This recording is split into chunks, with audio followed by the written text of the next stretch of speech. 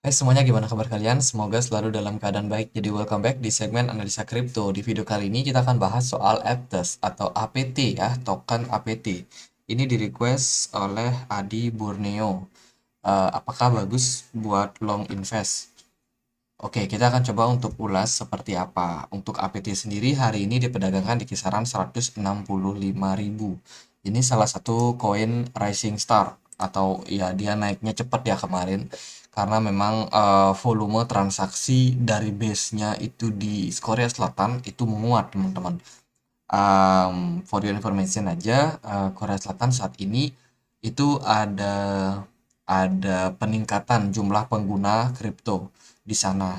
Makanya kemarin ada berita Binance itu baru saja mengakuisisi dua perusahaan exchange di Korea Selatan. Jadi diajak kerjasama dengan Binance. Ini menunjukkan bahwa Binance pun melirik Korea Selatan. APT juga salah satu yang kemarin naik karena memang ada transaksi yang cukup besar dari exchange Upbit di Korea Selatan. Jadi ya kemarin naik itu ya karena memang transaksi volumenya itu sangat besar di sana. Dan sekarang udah masuk ke fase koreksi, teman-teman. Untuk APT sendiri dia tidak punya supply maksimum. Ya, maksimum supply-nya itu strip, which is artinya teman-teman harus mempertimbangkan dari segi use case daripada project ini. Semakin bagus use case-nya, ya tentunya harapan koin ini bisa bertahan ke depannya akan semakin baik. Tapi kalau kita lihat dari supply maksimum yang masih strip ini menunjukkan bahwa kita perlu melihat bagaimana peredaran supply saat ini dan kita harus compare sama peredaran supply ke depannya. Semakin banyak APT yang dicetak, maka akan terjadi inflasi terhadap koinnya. Artinya adalah value atau nilai dari koin itu akan semakin menurun seiring dengan jumlahnya yang meningkat. Tapi jumlahnya yang meningkat ini berarti adopsi yang lebih besar untuk tokennya, teman-teman. Dan untuk volume perdagangan belakangan ini turun cukup dalam.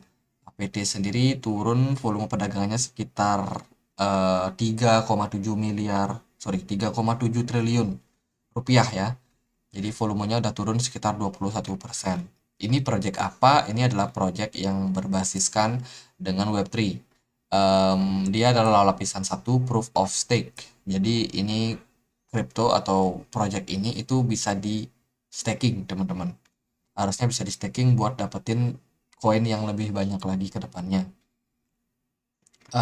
Ini project kalau kita lihat dari websitenya dia memang commit commit to developing product and application on the Aptos blockchain, redefine the Web3 user experience. Jadi dia berfokus sama experience untuk Web3. Kalau kita lihat juga dari timnya, ini dua orang timnya ya, Musik dan juga Everything. Ini yang mendevelop project dari Aptos. Kemudian ini sekilas tentang white paper dari pada Aptos. Dia di sini sih tulis memang mereka bakalan fokus di adopsi Web3 dan juga blockchain infrastructure untuk meningkatkan yang namanya cloud infrastructure ke depannya. Jadi ya untuk Web3 sendiri biasanya sih cabang-cabangnya itu bisa kayak cloud apa penyimpanan cloud storage itu, kemudian juga browser yang berbasiskan dengan Web3 di mana datanya semuanya desentral. Jadi pengembangannya mungkin akan ke arah sana. Terus ini design for new ya, itu sih sementara yang kita bisa lihat. Karena memang market cukup booming ya belakangan kemarin. Waktu di awal tahun ini itu sempat naik semua, mayoritas koin juga naik semua. Dan kalau dari segi news untuk Aptos itu belum banyak. Terakhir sih mereka launch yang namanya ini Wormhole. Wormhole dan juga ya ini bisa menjadi bridge, bisa menjadi jembatan antara Wormhole dan juga Aptos NFT Bridge. Jadi mereka lagi banyak sekali project di bidang NFT ya. Ini calling all NFT lover, creator, collector, now is here than ever to make Aptos Web3 home base. Jadi mereka lagi coba bikin market market target mereka itu ke pengguna NFT untuk sekarang ini, teman-teman. Dan newsnya bisa teman-teman cek di mereka punya Twitter ya.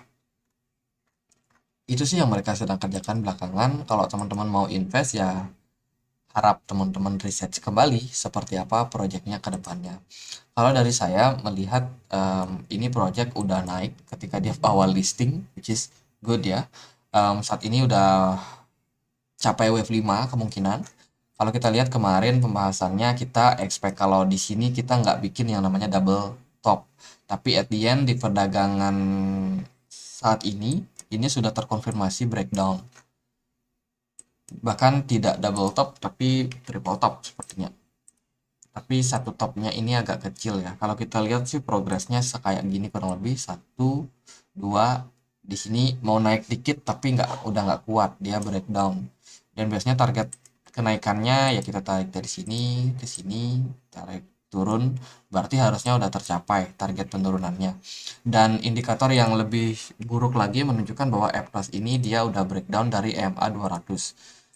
MA 200 ini seringkali saya jadikan sebagai acuan ya, apakah tren sebuah pergerakan itu lagi uptrend atau downtrend, dan sayang sekali Aptos sudah masuk ke fase downtrendnya. Ini dia gagal mempertahankan garis MA 200 dan saat ini posisinya lagi dapat tekanan seller yang agak kuat, teman-teman.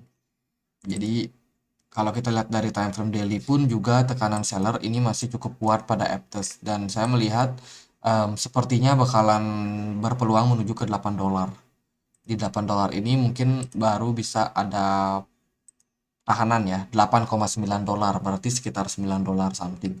Itu mungkin baru bakalan menemukan level support yang cukup kuat buat menahan pergerakan harganya. Karena kalau kita lihat dari tren penurunan dari Aptos sendiri, ini sangat-sangat lumayan impulsif kalau menurut saya.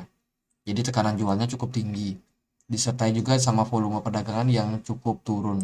Dan kalau kita lihat dengan indikator Loken sendiri, pergerakan dari Aptos ini, nah ini tidak banyak didominasi oleh smart money. Smart money-nya udah banyak yang hilang dari market, dan ya mungkin kita butuh melihat koreksi wajar dulu sama Aptos setelah harganya kemarin yang udah bullish sangat-sangat tinggi. Ya, Aptos sudah naik sekitar berapa? Ini 500 sekian persen, teman-teman.